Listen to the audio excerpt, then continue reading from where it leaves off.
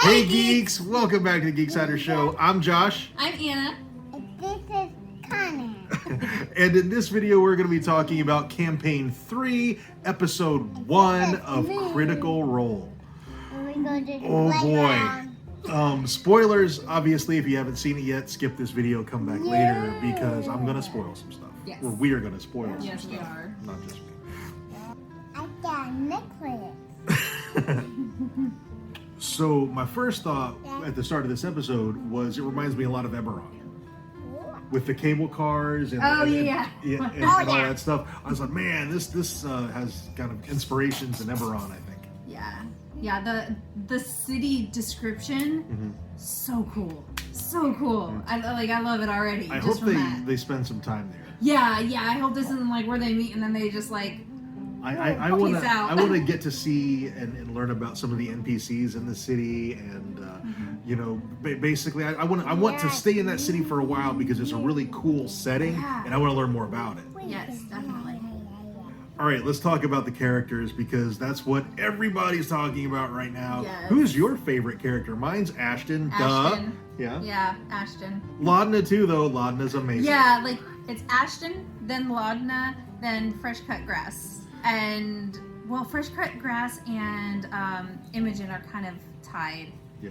Yeah, I like them both equally.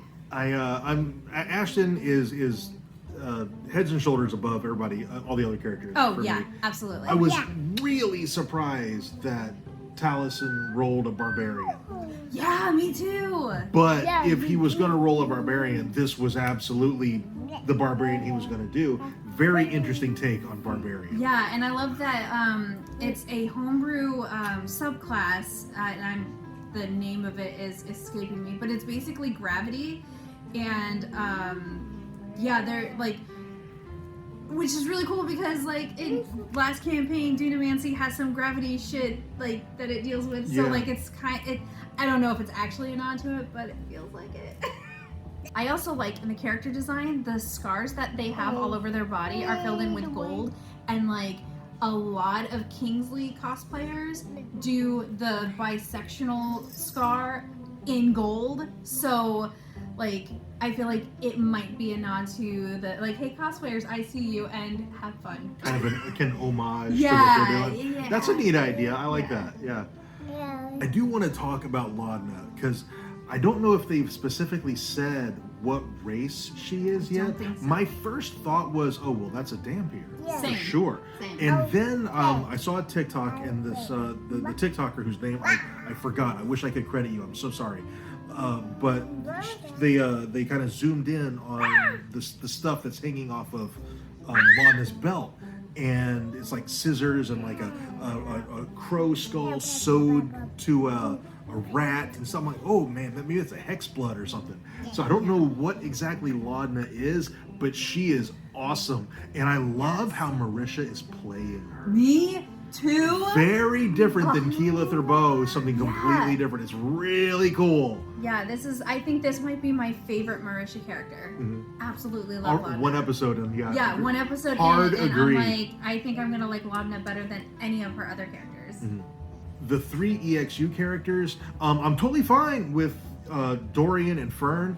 Orem, I kind of wanted to see Liam do something a little bit different, and Orem, to me, so far with the 8 episodes of EXU and 1 episode of Campaign 3, Orem just seems bland to me for a Liam character. Yeah, but I also I agree. Like it just didn't feel like a very Liam-like character. But on EXU, I could actually absolutely see Liam taking a backseat and letting the two new players to the game have the spotlight while they were playing. So maybe we're gonna get a different or a little bit more Orem in this campaign and make it a little flesh out that character a little more.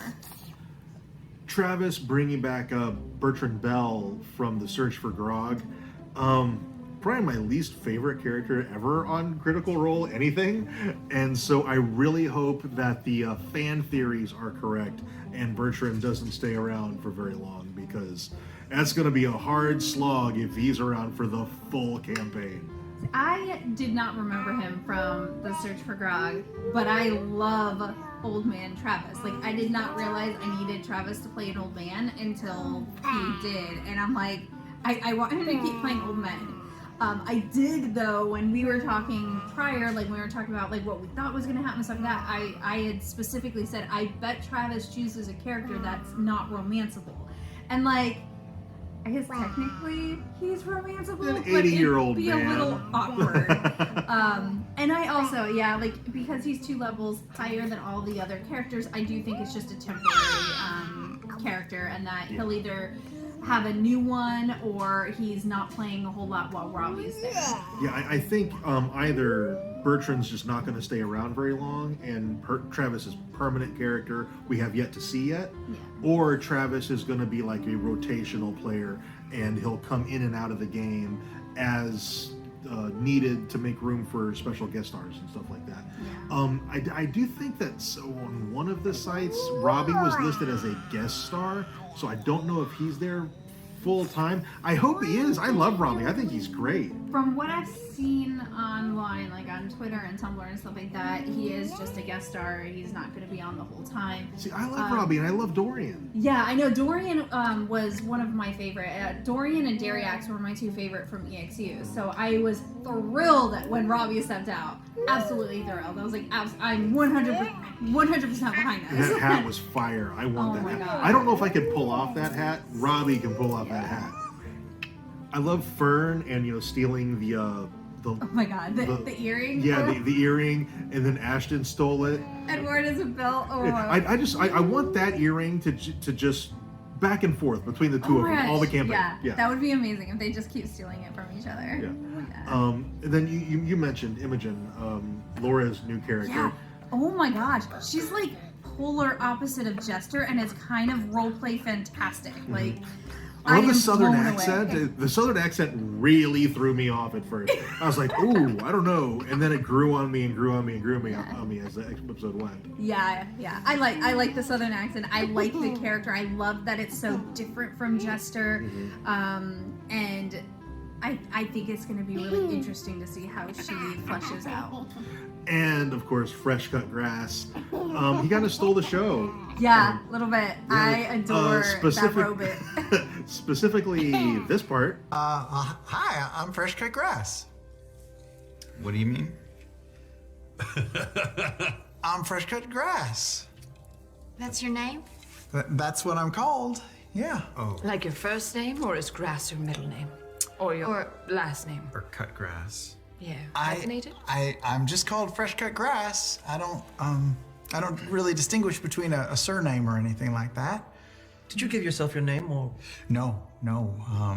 My former associate gave me my name. She named all of her creations after her favorite smells. Oh, that's lovely. There was a bunch of us. There was me. There was oatmeal. There was apple pie. There was pussy. There was a bunch of us. Wow.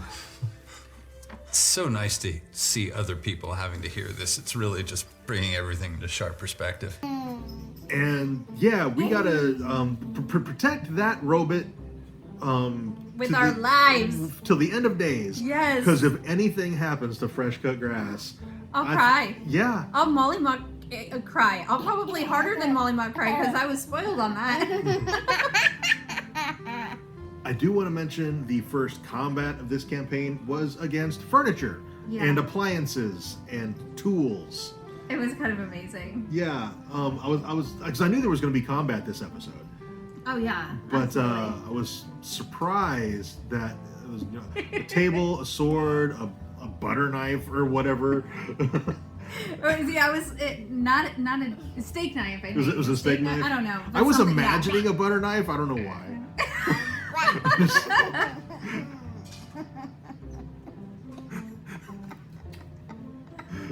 And Bertram, of course, introduced them to a new contact who charged them because they have to prove their worth. Basically. Yeah. So I don't, man. The beginning of this campaign, man, it started off pretty fast. Yeah, and it started off so good. And I don't know if that's just because this is the first time I'm getting to see the first episode live and not like already know spoilers going in and stuff like that. Yeah. But oh, that was such a good first episode. It was so good. And I'm going to stay up and watch episode 2. I'll watch it the next day after work. But I think, also the new set, the new table and Oh, everything. yeah. Oh my gosh, it's so beautiful. Yeah, and like the lighting and stuff to make sure that like the windows show that. Oh my And it gosh. matched the mood and the time of day and everything. Yeah, It was really cool. it's so good, and I love that they're finally able to all be back at the table together. Yeah, that's huge. Yeah, I didn't realize how much I missed that until we got it back. Yeah. Okay, I now think that's everything we have for this video. I would love to know what you guys thought about the Campaign 3 premiere. Yeah, It was so good. I want to know who your favorite character is. If you're a cosplayer, I want to know if you're cosplaying Ashton like I am, like a crazy lunatic. Yeah, just overall thoughts, theories. This is the first time I get to do like actual theories without knowing stuff, Yeah. kind of. All right, that's going to be it for this video. Thank you very much for watching. Subscribe if you haven't already. And we'll see you next time. Bye.